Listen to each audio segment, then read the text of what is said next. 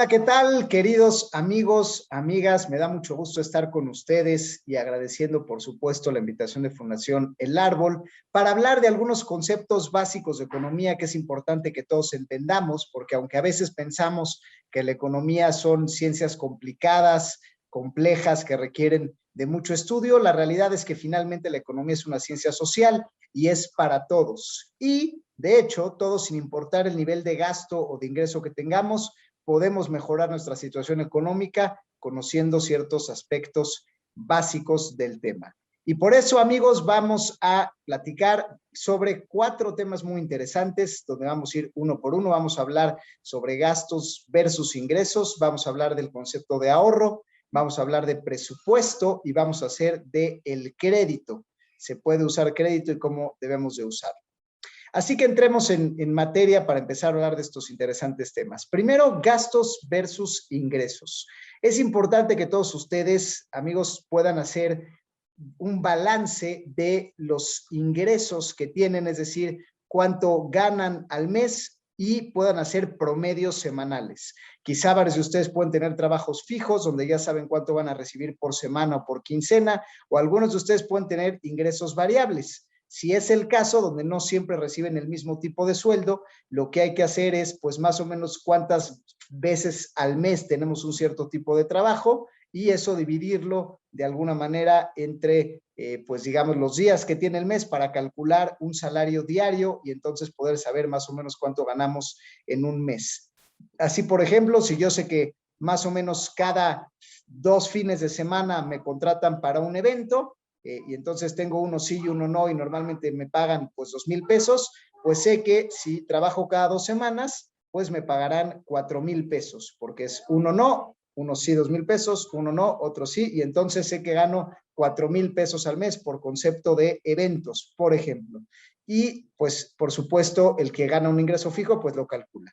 Entonces, es importante saber cuántos ingresos tenemos al mes, no dejarlo al aire, para después poderlo comparar con los gastos. Y los gastos a su vez se subdividen en 2, en gastos fijos y en gastos variables. Los gastos fijos son los gastos que no nos podemos quitar de encima, son los gastos que necesitamos para vivir y los gastos que de manera común y corriente pues tenemos que sufragar, llámese pues gastos de comida, gastos de gas, gastos de luz, gastos de agua, gastos de vivienda per se, todos los gastos que no podemos quitar porque son gastos que vienen día con día, donde igual lo que conviene es hacer pues un promedio de lo que gastamos en el año para después dividirlo entre 12 meses, porque bueno, el agua nos llega cada trimestre, igual la luz, pero si juntamos todos los recibos del año y nos damos cuenta de cuánto gastamos al mes en promedio, dividiendo la cantidad total entre 12, porque el año tiene 12 meses, pues esto nos da una idea de cuánto nos gastamos realmente en estos conceptos básicos como luz, agua, comida, etcétera.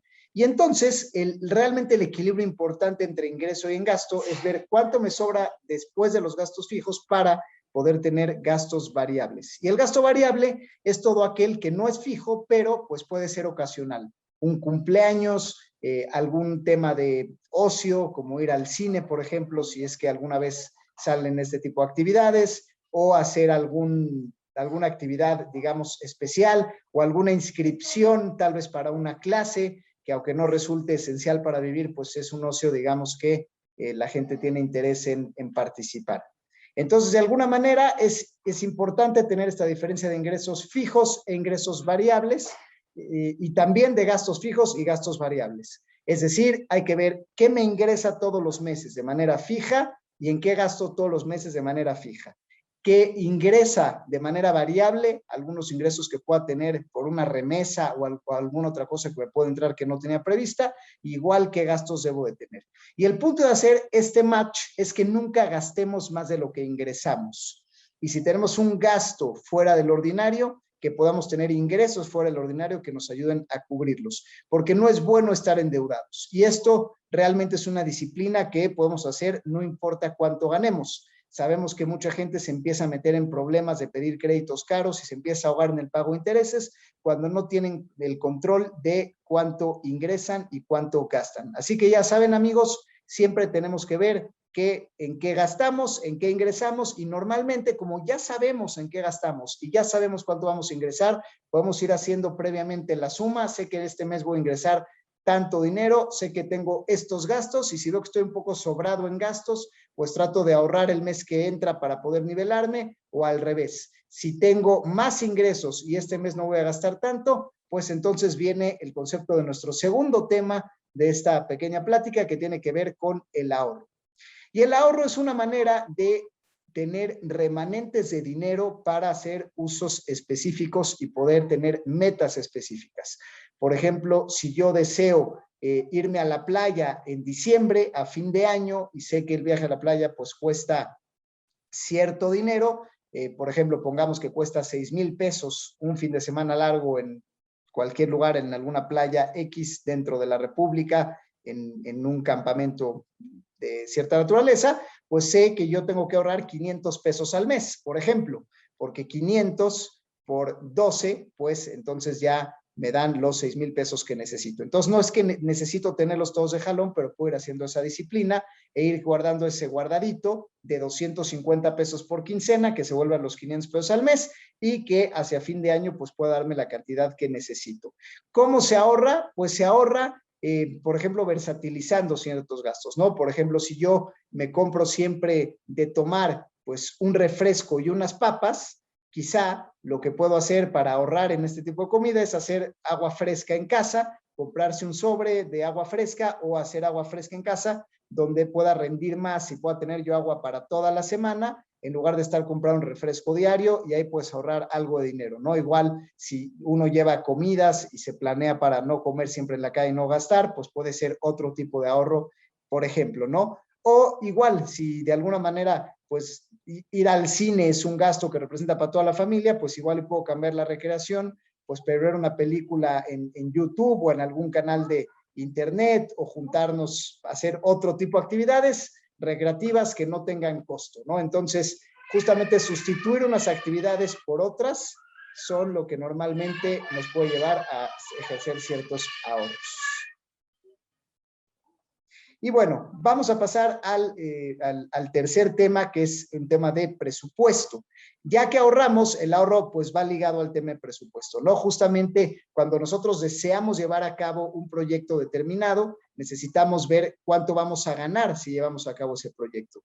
Así, por ejemplo, si yo soy una persona que me dedico quizá a la siembra, pues yo tengo cierta escala, que son mis manos para sembrar, y tengo cierta capacidad que me dan mis manos para plantar ciertas cosas en un momento dado. Entonces yo voy con mis semillas y realmente siembro lo que me dan mis manos y mis piernas en un tiempo.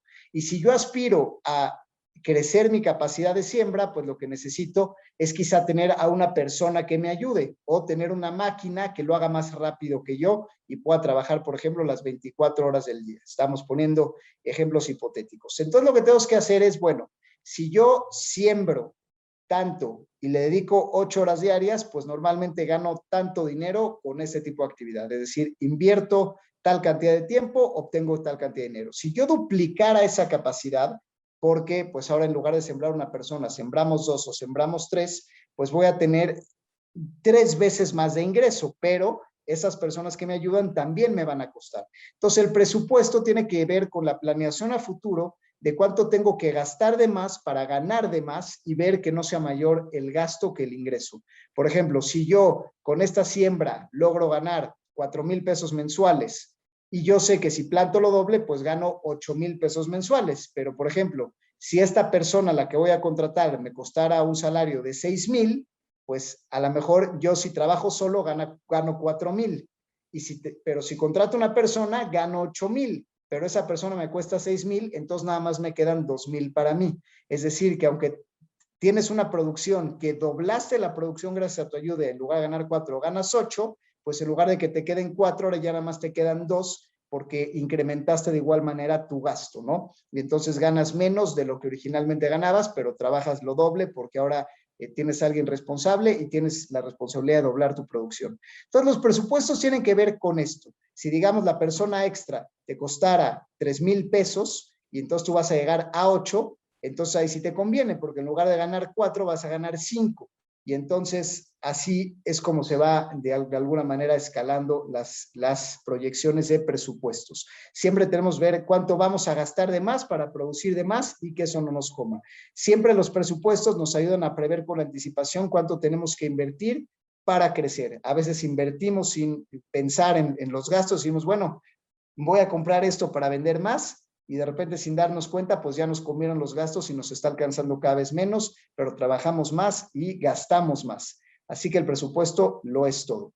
Y normalmente a veces, pues hay dos maneras de llegar a este presupuesto para hacer proyectos. El primero es el ahorro, que ya comentamos, donde ahorras algo mes a mes, donde puedes sustituir ciertas actividades o mover ciertas cuestiones para poder llegar a un ahorro, pero la otra es el crédito, decir, híjole, yo la verdad es que no puedo ahorrar o puedo ahorrar muy poquito, es a lo mejor estos 500 pesos o un poco más, pero para llegar a un proyecto mucho más grande, pues tendría yo que ahorrar 3 o 4 años y la verdad es que no me da tiempo. Entonces yo necesito dinero externo que me preste a alguien para poder hacerme de ese proyecto o de esa maquinaria o de esa ayuda adicional o de ese material, y entonces poder vender más sin necesidad de pues tener esta presión tan grande de ahorro, que a lo mejor hay gente que no lo puede tolerar tanto, no lo puede hacer tan rápido por un estilo de vida de que mantiene gentes o tiene dependientes económicos. Entonces el crédito es una manera justamente es una especie de atajo. De alguna manera, con el crédito tú puedes tener ese dinero prestado para realizar los proyectos que quieres, donde el dinero no es tuyo, sino viene de otros. Pero ¿dónde está el truco? Justamente como el dinero viene de otros, ustedes seguramente han escuchado de créditos solidarios, tal vez, o créditos populares, o el famoso agiotismo, que es gente que presta dinero, aunque no es una institución como tal, sino es gente que presta dinero. Entonces ahí hay que tener mucho cuidado con el costo de los intereses. Cuando es institucional, siempre hay que preguntar cuál es el CAT, costo anual total, que se abrevia como CAT, cuál es el costo, donde el CAT lo que hace es que además de intereses te incluyen las comisiones, los seguros, los gastos del contrato. Entonces es una manera de darle transparencia al cliente de cuánto realmente cuesta lo que estás pidiendo prestado. Y siempre hay que ser muy cuidadosos en preguntar cuánto te va a costar el dinero, porque es como el ejemplo que pusimos de la siembra. Si al final tú vas a pedir 100 pesos y tu tasa de interés es del 100%, o tu costo anual es del 100%, pues pediste 100 y vas a acabar pagando 200. Y si tú tenías utilidades menores al 100%, si tú vas por proyectos que te dejan el 10 o 20% de lo que vendes, pero tu costo financiero es del 100, pues aunque hiciste el proyecto, la utilidad del producto como tal no alcanza a compensar ese costo financiero que es mayor. Entonces, a veces nos dejamos engañar, compramos ese material adicional o entramos en los proyectos adicionales pensando que vamos a ganar más dinero. Sí lo es, pero si no consideramos los intereses, nos puede comer, ¿no? Entonces, hay que tener siempre en claro cuánto vamos a ganar de más y cuánto es nuestro beneficio, nuestra utilidad por un proyecto determinado, y ver si los intereses lo compensan. Pongamos un ejemplo, digamos que si yo necesito, pues, no sé, un coche para ser chofer de Uber, por ejemplo, de estas compañías que están, lo que han hecho estos modelos es decir, bueno, pues el coche a lo mejor le cuesta al chofer 15,000 pesos mensuales, y como no tiene él el crédito para comprar el coche contado, pues necesita llevarse a crédito esos 15,000, donde eso es lo que le cuesta, ¿no? Entonces, si él el pasaje de todo este producto le tiene que dar por lo menos pues 25,000 pesos al mes o 20,000 pesos al mes para que tenga esos 5 o 10,000 pesos de utilidad, porque pues todo eso lo va a tener que pagar al coche, ¿no? Entonces, justamente de eso se trata el tema de recibir créditos. Son beneficiosos porque si tú no tuvieras el crédito, pues seguramente mucha gente no podría comprar ese coche de contado. Entonces, gracias al crédito, la gente puede hacerse de materiales, transportes, maquinaria, medios, mercancía, puede comprar cosas que no pudiera hacer, digamos, con dinero propio. Entonces, te haces de ese dinero, pero, por ejemplo, pues si el producto del trabajo no equipara a lo que tienes que pagar mes a mes o ese costo total, pues realmente no vale la pena, porque te vas a hacer del producto, pero no va a haber manera de pagarlo, ¿no? Volviendo al ejemplo del taxista, digamos que si él tiene que pagar 15,000 pesos mensuales de crédito y sus pasajes valen 12, 14,000, aunque parece que está ingresando una muy buena cantidad de dinero, dice, oye, pues yo en mi otro trabajo ganaba 4,000, aquí gano 14, sí, pero debes 15 al mes, entonces realmente no te estás dando cuenta, pero te empiezas a atrasar en tus mensualidades y empiezas a hacer un colapso financiero donde no puedes pagar lo que gastas, ¿no? Entonces, mucho cuidado siempre con ver la rentabilidad que tiene un proyecto o trabajo específico, lo que te sobra de dinero y cuánto te cuesta realmente el dinero, donde hay que preguntar cuál es el costo anual total para saber realmente qué porcentaje te cuesta el dinero. Si vas a pagar un 30% más de lo que te prestan, un 50%, un 100%. Así que ya saben, queridos amigos, todos podemos ser financieros. Aquí se trata más bien de disciplina y de hacer matemáticas básicas, cuánto gasto versus cuánto ingreso, ver de si en mi día a día puedo ahorrar ciertas cuestiones para llegar a metas de largo plazo, que pueden ser desde un viaje hasta unos estudios universitarios si tu plan es a 20 años en lugar de a 1. Hay que ver los presupuestos, ver cuánto vamos a ganar si incrementamos nuestra capacidad de producir y ver que eso sea suficiente para pagar los gastos adicionales. Y cuando pedimos dinero externo que nos ayude a llegar a esa meta más rápido, pues hay que ser muy conscientes de cuánto va a ser nuestra utilidad y cuál va a ser el costo del dinero. Así que es momento de crecer, es momento de que usemos las finanzas a nuestro favor para que pues podamos todos nosotros tener una mejor calidad de vida, pero pues ya saben, ser financiero es una cuestión de intuición, de matemática básica y de disciplina. No es un estudio tan sofisticado, pero sí que requiere de una actitud de disciplina y de alguna manera una constancia en la manera en que controlo y registro lo que gasto y lo que me ingresa. Gracias, amigos de Fundación del Árbol, por escucharnos. Nosotros somos integrantes de EO. Yo soy el doctor Enrique Pressburger y estamos a sus órdenes.